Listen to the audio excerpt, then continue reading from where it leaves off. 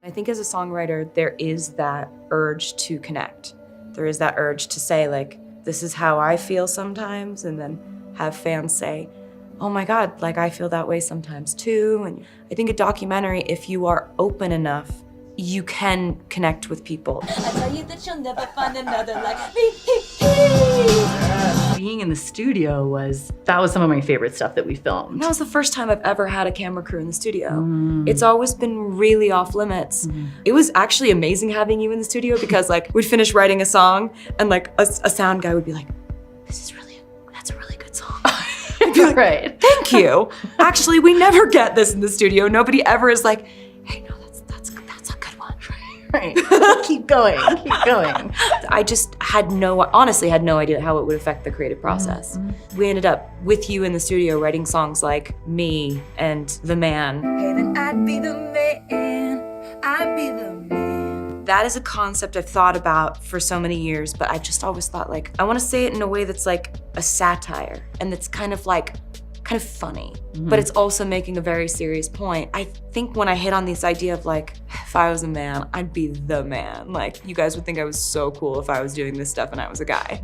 Like, you know, and I could get away with this, I could get away with this, I could get away with this. I get applauded for this. We drink to the bin and the bottles, to the bitches and models, to the da-da-da-da-das. Working with Joel Little, Yeah. who has two very strong, wonderful, intelligent young daughters. And I think he was writing for them. Yeah. And I love showing that we really do have allies in the male civilization. What I love about that scene in the film is that, you know, sometimes the camera is right here as you come up with the lyric. How much did you notice us in the room? Yeah, I know what you mean, because you really were very close to my face in a lot of it. I don't think we ever like asked you guys, like, can you go? Like, because you just weren't invasive at all. I think I was really in my feelings. I just get really in it when I'm writing a song, and I disappear into my phone because my phone is where I keep my notes and my phone is where I'm editing.